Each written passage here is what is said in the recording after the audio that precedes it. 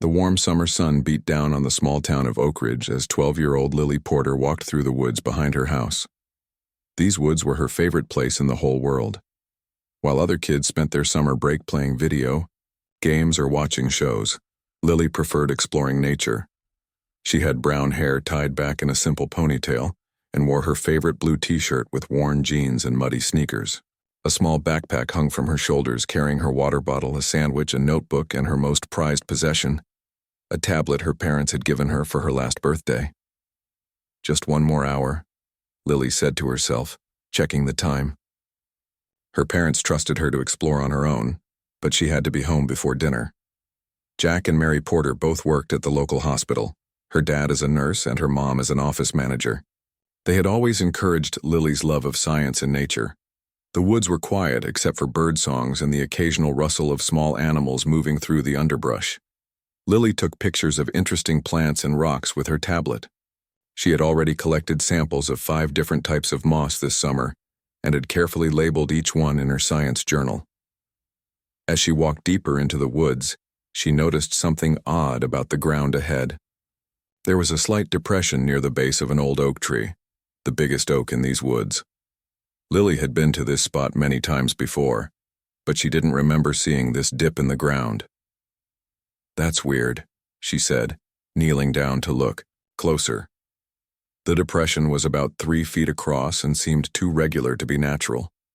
The dirt looked disturbed, as if someone had dug there and then tried to cover it up again. Curious, Lily set down her backpack and took out a small garden trowel she carried for collecting specimens. She began to carefully scrape away the top layer of soil. After a few minutes of digging, her trowel hit something hard with a metallic clink.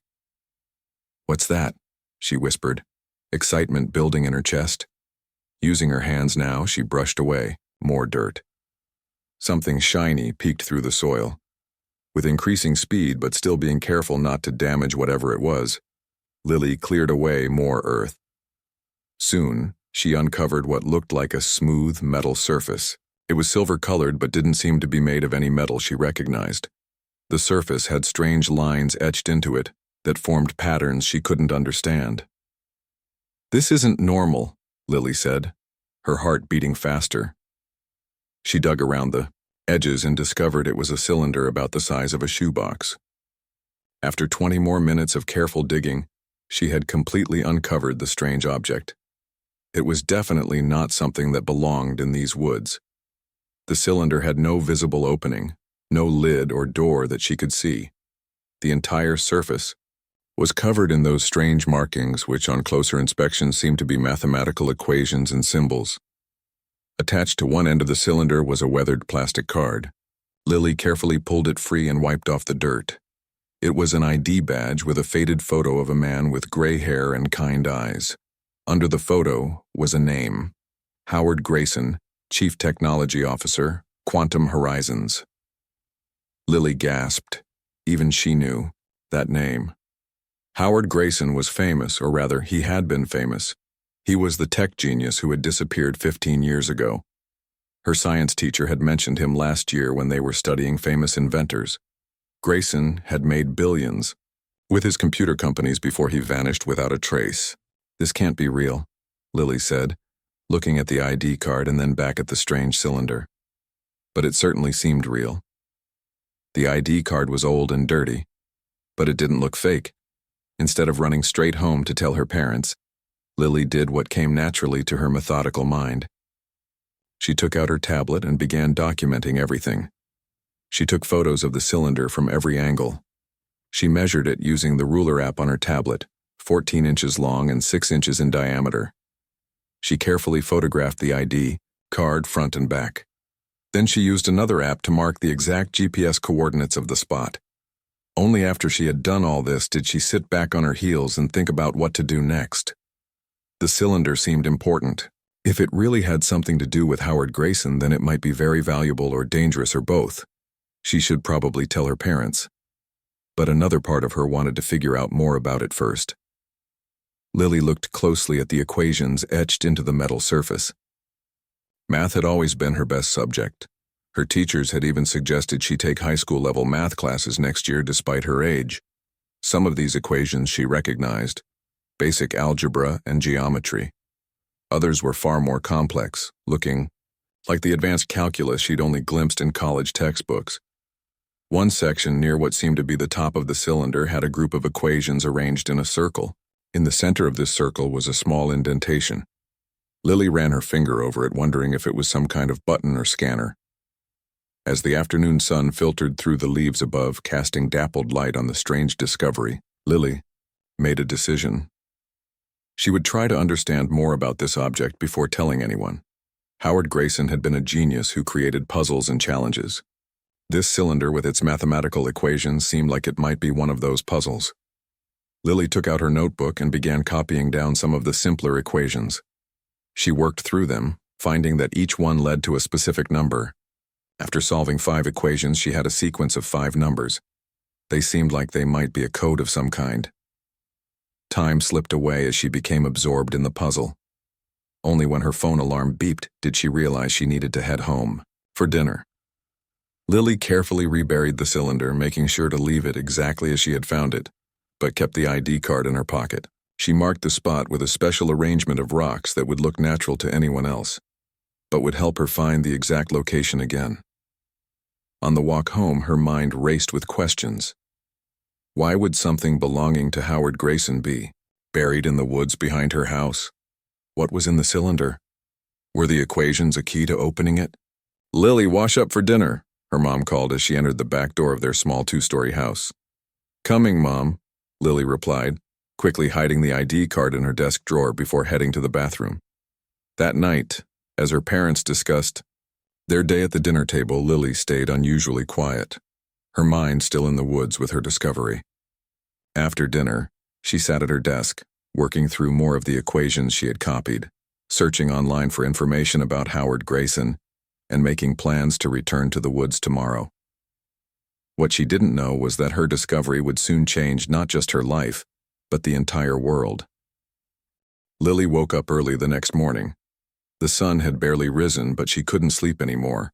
All night her dreams had been filled with strange metal cylinders and complicated math problems. She got out of bed and went to her desk, where she had hidden Howard Grayson's ID card. In the morning light, she examined it more carefully. The card showed signs of age, but the face in the photo was clear. Howard Grayson had kind eyes and a small smile. According to the date on the card, it was issued 18 years ago. Lily turned on her computer and searched for information about Howard Grayson. She found many articles about the famous billionaire. Howard Grayson had made his money by creating new types of computers that worked differently from normal ones. The articles called them quantum computers. He had been one of the richest people in the world before he disappeared 15 years ago. The police had searched for him for years but never found him. Most people thought he was dead. One article caught Lily's eye. It mentioned that Grayson was known for creating difficult puzzles and math challenges. He would sometimes hide clues to new inventions in puzzles that only the smartest people could solve. Lily thought about the equations on the cylinder she had found. Could they be one of Grayson's puzzles? After breakfast, Lily told her parents she was going back to the woods to continue her nature study. "Just be home for lunch," her mom said. Giving her a sandwich and an apple to take along, Lily rushed back to the spot where she had found the cylinder. Her rock markers were still in place and no one else seemed to have been there. She carefully dug up the cylinder again and set it on a flat rock. In the morning light, she could see the equations more clearly. She took out her notebook and copied down more of them. Some were simple, but others were very complex. Lily worked on the simpler ones first, solving each carefully and writing down the answers. After 2 hours, she had solved 20 equations. Each one gave her a number or a letter. When she put them in order, they seemed to form a pattern, but she wasn't sure what it meant yet. The sun climbed higher in the sky as she worked, and birds sang in the trees around her. Lily tried different ways of arranging the numbers and letters she had found. She tried reading them as coordinates, as a code, and even as a phone number. Nothing seemed to work. Then she noticed something interesting about the circle of equations at the top of the cylinder.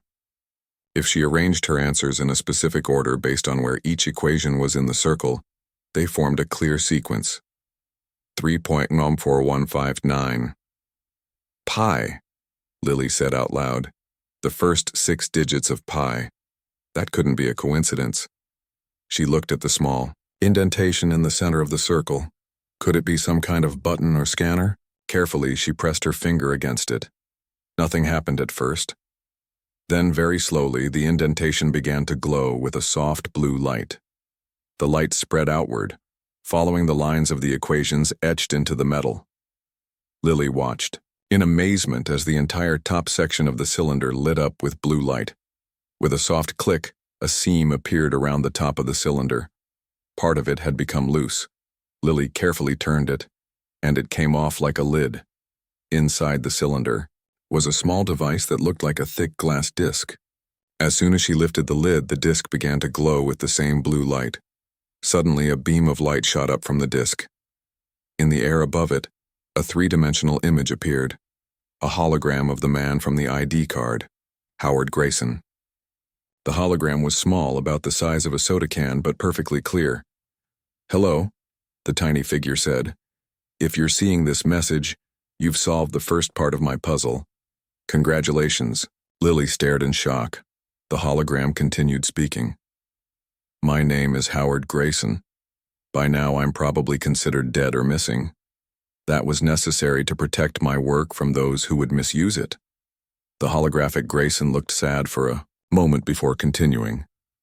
"I created a technology that could change the world for the better, but it could also be used as a weapon.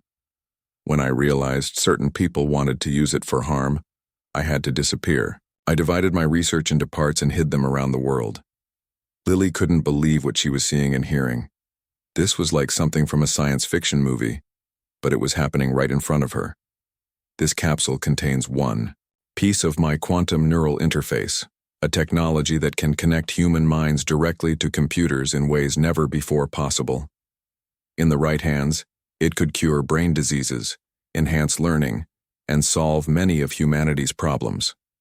In the wrong hands, it could be used to control people's thoughts." The hologram gestured, and a complex diagram appeared next to him.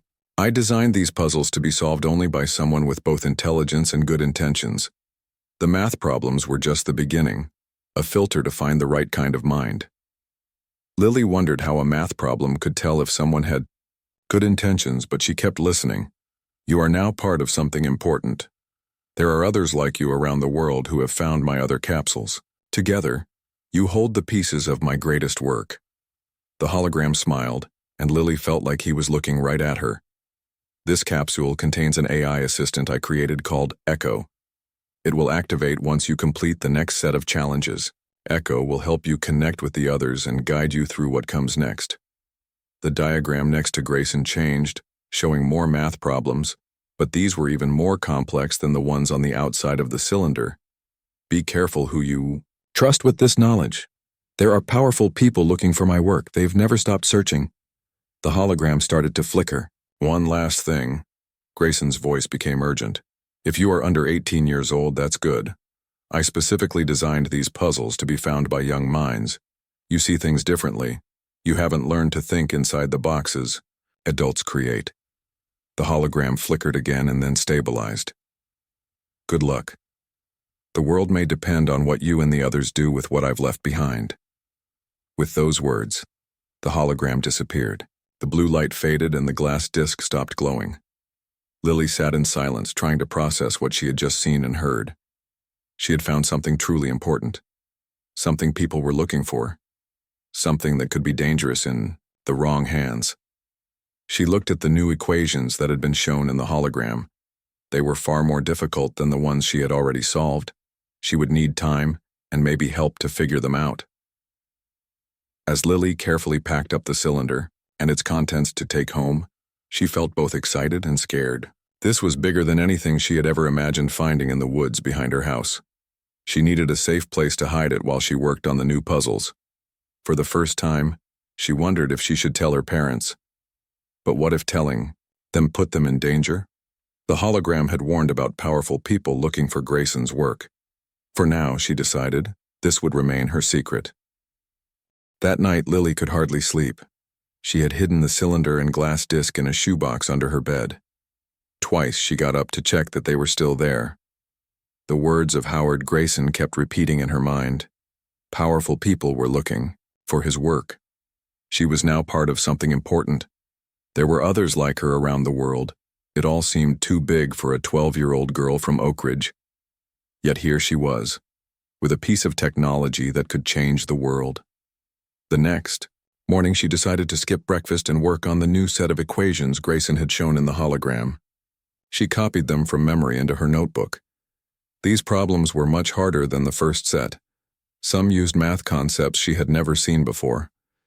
Lily spent hours looking up information online, trying to understand the symbols and methods needed to solve them. By noon, she had only figured out 2 of the 10 new equations. Her mom knocked on her door. "Lily, are you feeling okay? You didn't come down for breakfast." "I'm fine, Mom," Lily called back, "just working on a science project." "Well, come have some lunch at least, and there's something strange happening in town you should know about." Curious, Lily went downstairs. Her mom had made sandwiches and was watching the local news on her tablet. "Several men in suits were asking questions at the grocery store this morning," her mom said. "They showed pictures of something metal they said was stolen government property. Jane at the checkout said they seemed very serious." Lily's heart began to race. Could they be looking for the cylinder she had found? She tried to keep her voice calm. Did they say what it was? Some kind of research equipment, supposedly. But we've never had government research around here. It seems odd. After lunch, Lily went to her room and looked out the window. Down the street, she saw a black car moving slowly, as if the people inside were searching for something. This was not normal for their small town. She felt a chill run down her spine. She needed help with the equations, but she couldn't risk telling an adult. Then she thought of her friend Sam Wilson. Sam was 13 and the best math student in their school besides Lily. Maybe together they could solve the puzzles faster. Lily texted Sam, "Need your help with something important. Can you come over? Don't tell anyone." Sam replied quickly, "Sounds mysterious. Be there in 20 minutes." While waiting for Sam, Lily watched the black car make another pass down her street. This time, it stopped a few houses away. 2 men in dark suits got out and approached her neighbor, Mr. Green. They showed him something and talked for a few minutes. Lily ducked away from the window. She needed to be careful. When Sam arrived, she brought him straight to her room and closed the door. "What's going on, Lily?" Sam asked. "You look worried." Lily took a deep breath. "If I show you something, do you promise to keep it secret? It might be dangerous." Sam's eyes widened, but he nodded. "I promise." Lily pulled out the shoebox and showed Sam the cylinder and glass disc. She told him everything about finding it, solving the first set of equations, and seeing the hologram of Howard Grayson. "This is unbelievable," Sam whispered, "like something from a movie." "It's real," Lily said, "and I think those men in suits are looking for it. I need help with these new equations." She showed him her notebook. Sam studied the problems. "Some of these use calculus and quantum physics. My older brother has books on those subjects. I could borrow them." Just then, Lily's tablet made a noise. It was a news alert from the local online paper. The headline read, "Strange Discovery. In Woods Leads to Government Investigation." Lily clicked on the article. It said a local hunter had reported seeing a young girl digging something up in the woods 2 days ago. The hunter didn't think much of it until he saw men in suits showing pictures of a metal object around town. Now government agents were searching the area where the hunter had seen the girl. "That's me they're looking for," Lily said, her voice shaking. "Someone saw me in the woods." "We need to solve these equations fast," Sam said. "But we also need to hide that thing somewhere better than under your bed." As they were talking, Lily's mom called up the stairs.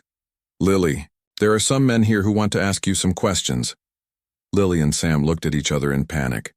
Quickly, Lily stuffed the cylinder and disc back into the shoebox. "We can go out the window," she whispered. "Down the tree next to the house." Sam nodded. He took the shoebox while Lily grabbed her notebook and tablet. They climbed out her window onto a large branch of the oak tree that grew beside the house. They had done this many times while playing, but never with so much at stake.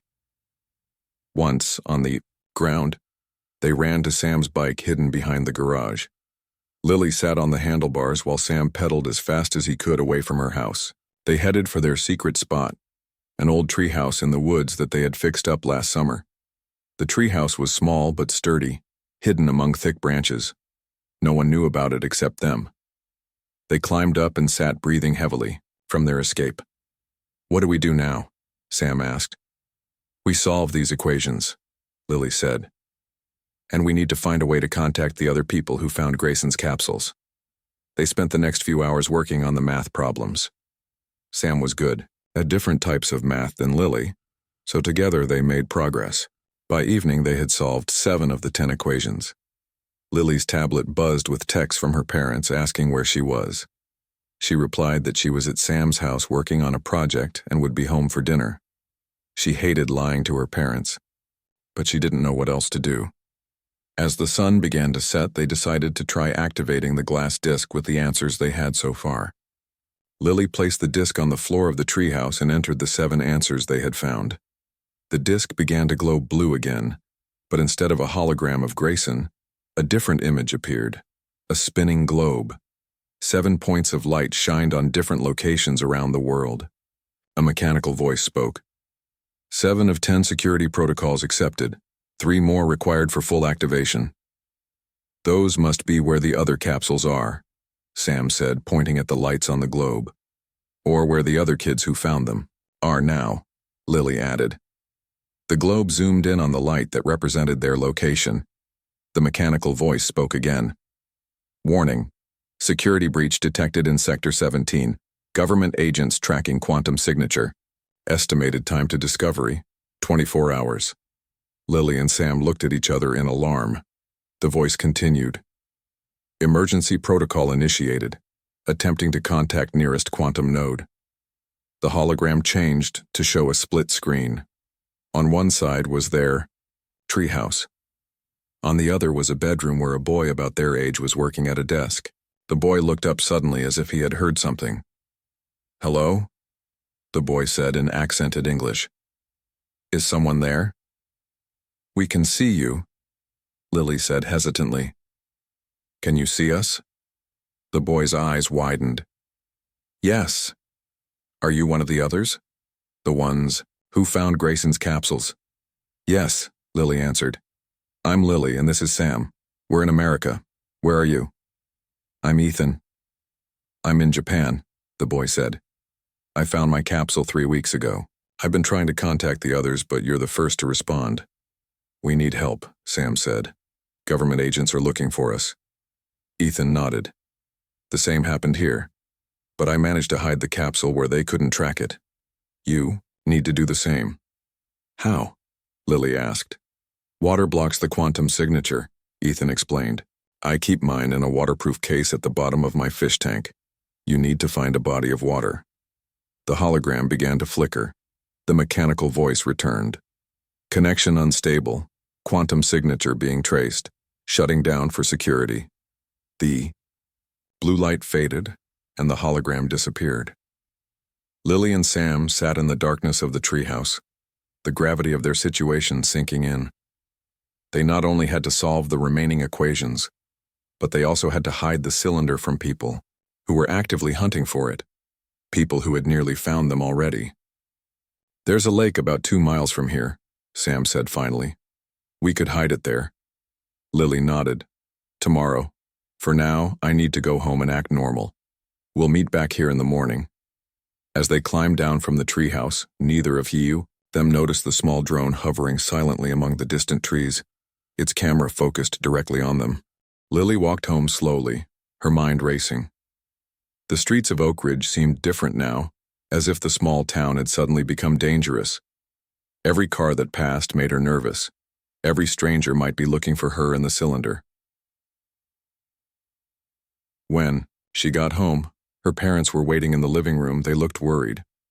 "Where have you been?" her dad asked. "We were about to call the police." "I was at Sam's house," Lily said. "We lost track of time working on a science project." Her mom frowned. Some men from the government came looking for you. They said they needed to ask you about something you might have seen in the woods." "What did you tell them?" Lily asked, trying to keep her voice steady. "That you often explore the woods but hadn't mentioned seeing anything unusual."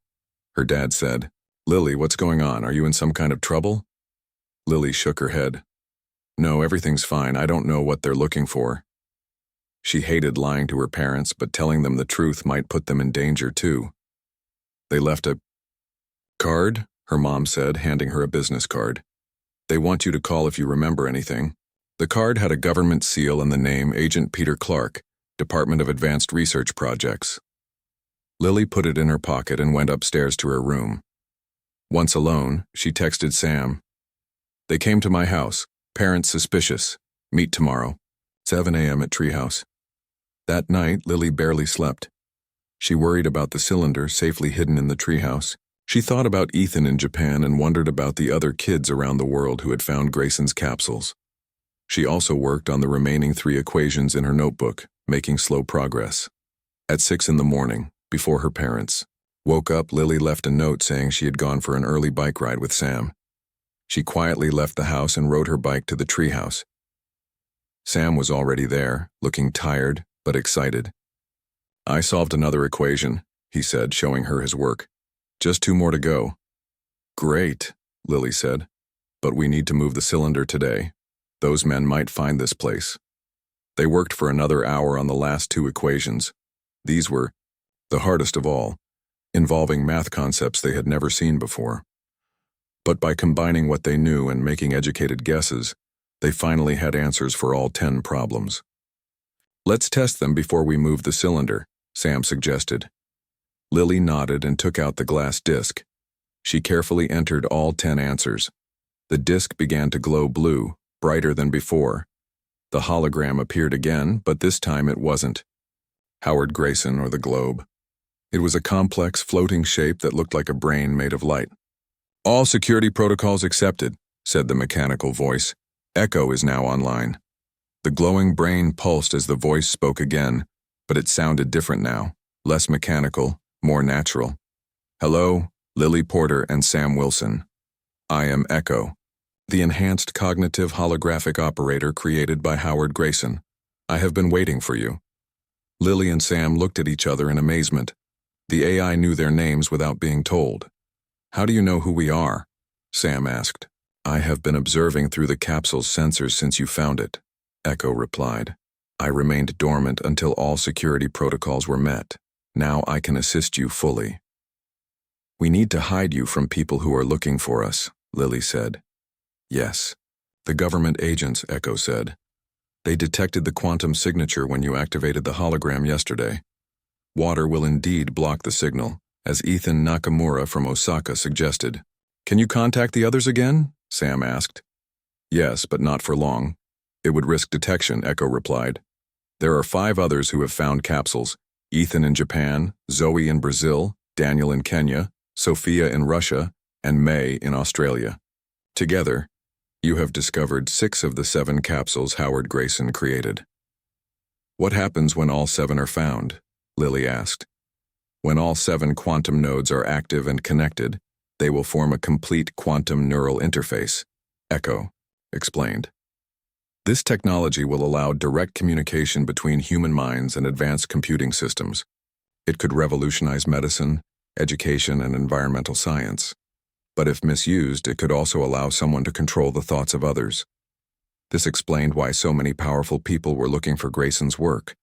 Whoever controlled this technology would have incredible power. "We need to move now," Echo said suddenly.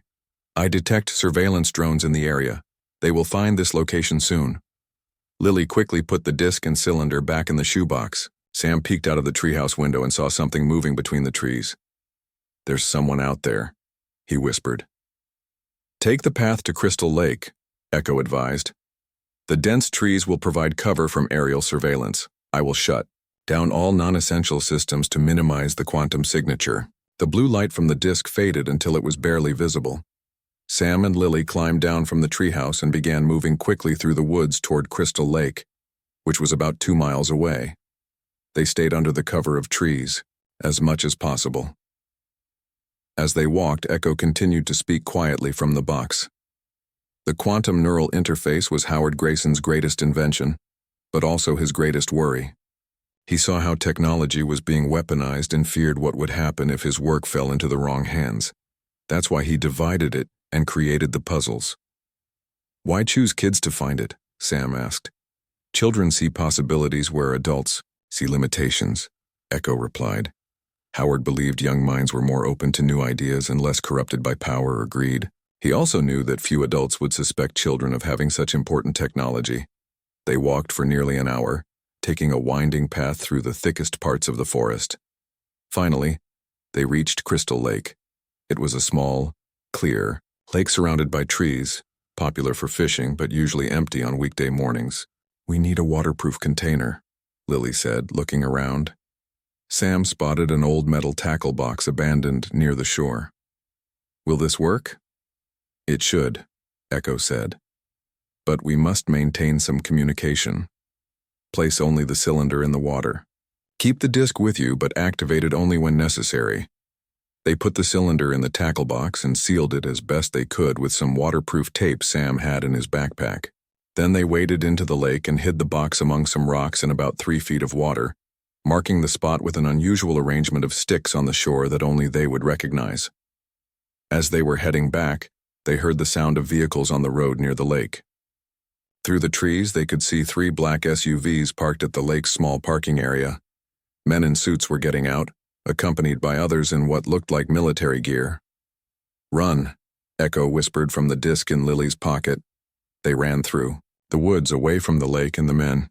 They didn't stop until they were almost back to town, both breathing hard from the effort. "What now?" Sam asked between breaths. "Now we need to contact the others properly," Lily said. "Echo, can you help us do that?" "Yes," the AI replied. "But first we need a secure location with internet access where we won't be detected." Sam thought for a moment. "My cousin Pete works at the library. He lets me use the private research room sometimes. No one would look for us there." "That could work," Echo said. "But be careful. The agents will be looking for both of you now." As they walked toward town, staying on back streets and cutting through yards, Lily realized her life had completely changed in just 3 days. She had gone from a normal 12-year-old girl to someone being chased by government agents, carrying a piece of world-changing technology in her pocket. And somehow it was now up to her, Sam, and 5 other kids around the world to decide what happened to Howard Grayson's invention. "Are you scared?" she asked Sam. He nodded. "Yeah, but also excited. This is important, right? Like, really important." "I think it's the most important thing we'll ever do," Lily said as they approached the library, unaware that their adventure was about to become even more dangerous. The Oak Ridge Public Library was a small brick building in the center of town. On a normal weekday morning, it would be quiet with just a few people browsing books. But today was not normal. As Lily and Sam approached, they saw 3 black SUVs parked outside. "They're here," Sam whispered, pulling Lily behind a large bush. "How did they know to look at the library?" "They must be checking all public places," Lily said. "We need another plan." They watched as men in suits entered and exited the library, showing pictures to people. Lily thought about where else they could go. They needed a place with internet access where they wouldn't be noticed. "The school?" Lily said suddenly. "It's summer break, but the computer lab might be open for summer classes. We know how to get in through the side door near the gym." Sam nodded, and they took a long road around town to avoid being seen. When they reached Oak Ridge Middle School, it was mostly empty. A sign on the front door said, "Summer Math Camp, Room 103. They slipped in through the side door near the gym and made their way to the computer lab, which was unlocked but empty. Sam turned on one of the computers while Lily took out the glass disc. "Echo, can you connect to the internet through this computer?" she asked. "Yes," Echo replied, the disc glowing softly. "Place me near the computer's USB port." Lily did as instructed. A blue light seemed to flow from the disc into the computer. The screen flickered and then showed a world map with 6 glowing points, their location plus the 5 others Echo had mentioned. I am establishing secure connections to the other quantum nodes, Echo said, its voice now coming from the computer speakers. This will allow you to communicate with the others without being easily detected. The screen split into 6 windows, each showing a different young person. Lily recognized Ethan from Japan. The others were new faces. A girl with curly hair must be Zoe from Brazil. A tall boy with a serious expression would be Daniel from Kenya. A pale girl with light blonde hair had to be Sophia from Russia. And a girl with glasses was probably May from Australia. It worked, Ethan said, smiling. Hello again, Lily and Sam. The others looked surprised and excited. They introduced themselves, confirming Lily's guesses. Each had found one of Howard Grayson's capsules and solved the puzzles to activate their piece of the quantum neural interface. We don't have much time, Echo warned. Government agencies in all your countries are tracking these communications. What do we do now?